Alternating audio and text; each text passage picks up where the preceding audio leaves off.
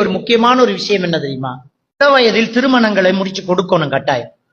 இன்னும் அது புரிய மாட்டேங்குது நமக்கு. நம்முடைய ஆம்பளை பிள்ளைகளுக்கு அந்த வயசு வேற கூட கல்யாணம் முடிச்சு கொடுத்துரும். 22 வயசு 23 வயசு அதுதான் கல்யாணம் பண்ணி கொடுத்துருங்க.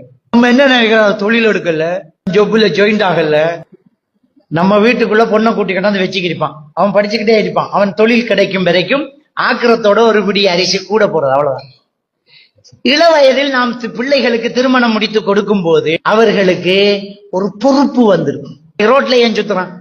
இன்னைக்கு நைட்டு 12 மணி பிறகு போய் பாருங்க, நைட் ஹோட்டல்கள்ல ஒட்டிய மாதிரிதான் உட்கார்ந்துக்கிட்டு மொட்டை பைக்கில் அடி 3 பேர் போய் நின்று அடிச்சுக்கிட்டு ரொட்டி சம்பல்.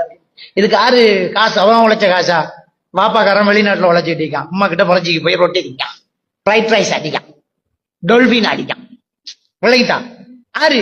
பொட்டியன். என்ன தைரியம்? அவனுக்கு சீதனத்தோட ஒரு பொண்ணு வரும், அவனுக்காக ஊடு கட்ட ஒரு மாமனார் இருப்பார், உழைக்கிட்டான்.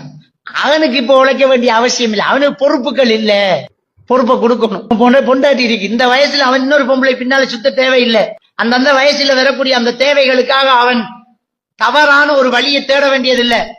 அவனுக்கு வயசு 22 ஆச்சு, கல்யாணம் முடிச்சு அவன் மனைவி இருக்கு, அவனுக்கு தேவையும் ஆசையும் அந்த மனைவியிடம் இருக்கிறது. அந்த மனைவி பாப்பான், அதோட பேசுவான், வீட்டுக்கு நேரத்தோட வந்து அவன் பொண்டாட்டி காத்துட்டு இருக்கலாம். நம்ம வாப்பா கல்யாணம் பண்ணி தந்துட்டாரு, வெக்கம் இல்லையா நமக்கு? இன்னும் வாப்பா கிட்ட காசு வாங்குறதுக்கு, பொண்டாட்டிக்கு செருப்பு வாங்கணும், பொண்டாட்டிக்கு சல்வார் கிட்ட வாங்கணும், உமா கிட்ட வாப்பா கிட்ட காசு வாங்குறதுக்கு வெக்கம் இல்லையா எனக்கு? ஏதாவது தொழில ஒரு ஃபேக்டரியில வேலைக்கு போவான், ஏதாவது ஒரு தொழில சேர்ந்துருவான், அவனுக்கு ரோச உணர்வு வரும், அவன் உழைக்க தொடங்குவான். அப்ப காலையில ஏழையா வேலைக்கு போகணும்டா இரவுல நேரத்தோட தூங்கணும்ங்கிற உணர்வு வரும். எனவே 10 மணி பிறகு வாலிபர்களை ரோட்ல காண முடியாது. 10 மணி பிறகு ரோட்ல இருக்கிறவன் எவன்? காலையில ஒரு வேலையும் இல்லை, நல்லா லோகர் வரைக்கும் தூங்கலாம்ங்கிற தைரியத்துல சுத்துறான். அவனுக்கு இரவை பகலாக்கி பகலை இரவாக்கி கொடுத்துக்கிட்டு இருக்கிறோம். அவன் காலகாலத்துக்கு அவனுக்கு திருமணம் முடிச்சு கொடுத்தா பொறுப்புணர்ச்சி வரும். ஆஹா, வீடு கட்டணும், நகை வாண்டணும், பொண்டாட்டியோட எங்கேயாவது போகணும், ஒரு கார் வாங்கணும், உழைக்கணும், சேர்க்கணும், சம்பாதிக்கணும், நேரத்தோட தூங்கணும், காலையில வேலைக்கு போகணும். அவனுக்கு ஒரு பொறுப்பு வரும். அவன் திருமணம் முடிச்சதுக்கு பிறகுதான் தந்தையின் பொறுமதி அவனுக்கு தெரியும், தாயின் கஷ்டம் அவனுக்கு தெரியும், சகோதரிகளுடைய நிலைமை அவனுக்கு தெரியும். மனைவி சொல்லுவா, மாசம் எனக்கு எவ்வளவு வகுத்து வலி தெரியுமான்னு மனைவி சொல்லும் போதுதான் உம்மாவை நினைச்சு அழுவான். என் தாய் எவ்வளவு கஷ்டப்பட்டு இருக்கிறாங்க, அப்ப என் சகோதரி எவ்வளவு வேதனைப்பட்டிருப்பாங்க, இதுக்குள்ள நம்ம டீ ஊத்தி கேட்டிருக்கோமே, இதுக்குள்ள நம்ம ஷேர் டைம் பண்ணி கேட்டிருக்கிறோமே, இனிமே கேட்க கூடாது. பெண்கள் எவ்வளவு கஷ்டப்படுறாங்க அப்படிங்கறத அவன் உணர்வான். பெற்றோர்களுடைய பொறுமை தெரியும். பாப்பா எவ்வளவு நம்மளை வளர்த்திருக்கிறார், எவ்வளவு செலவு செய்யறார். ஒரு ஸ்லைட் வாங்குறதுக்கு, ஒரு செருப்பு சோடி வாங்குறதுக்கு நம்ம 3 நாள் வேலைக்கு போக வேண்டி இருக்கிறே. நம்ம வாப்பா கிட்ட நாம இன்னும் ஷூ வேணும் என்று அடம் பிடிச்சோமே, அந்த மனுஷன் எவ்வளவு ஓடி இருக்கணும் என்று அப்ப அவனுக்கு புரியும். வாழ்க்கையின் கனம் தெரியும், பொருளாதாரத்தின் பொறுமதி தெரியும், வீட்டு சூழல் தெரியும், வீட்டு குடும்ப உறவுகள் புரியும், பொறுப்புகள் இருக்கும். அவன் வீட்டோட இருப்பான், ஒழுக்கம் உள்ளவனா இருப்பான், இன்னொரு பெண்ணை தீண்ட மாட்டான். அவனுக்கு பொண்டாட்டி இருக்குது, எதுக்கு சின்றான்? எதுக்கு கல்யாணம் முடிச்சு? அந்த வயசுல கல்யாணம் முடிச்சு கொடுங்க, சின்ன வயசுலயே அவங்களுக்கு கல்யாணத்தை முடிச்சு கொடுங்க. எல்லாருடைய நினைப்பு கார் ஒன்று வாங்கணும், வீடு ஒன்று கட்டணும், கை நிறைய சம்பாதிக்கணும், அதுக்கு பிறகுதான் கல்யாணம் முடிக்கணும். முடிக்கலாம், அந்த இளமையில அனுபவிக்கிறத முதுமையில அனுபவிக்க முடியாது. அது முடியாது. நீங்க 30 வயசுல கல்யாணம் முடிச்சா 30 வயசை தான் அனுபவிக்க முடியும், 25 வயசு உங்களால அனுபவிக்க முடியாது. ஏன் இப்படி தள்ளி போறீங்க? அல்லாஹ் தஆலா ரிஸ்க் பொறுப்பை அவன் பொறுப்பு எடுத்துட்டான். சூரா அல்-ஹூத் 6வது வசனம், வமா மின் தாப்பத்தின் ஃபில் அர்லி இல்லா அலல்லாஹி ரிஸ்குஹா. ஒவ்வொரு உயிருக்கும் ரிஸ்க் பொறுப்பை நான் எடுத்துட்டேன், பொறுப்பு எடுத்துட்டேங்கிறாங்களா?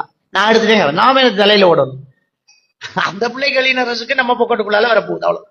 அப்ப நம்ம இளைஞர்களை நம்ம இஸ்லாமிய இளைஞர்களாக மாற்ற வேண்டும் என்றால் அந்த வயசுக்கு கல்யாணத்தை முடிச்சு கொடுத்து பொறுப்பை காட்டுங்க. என்னரிக்கு மகன் பயணம் செய்,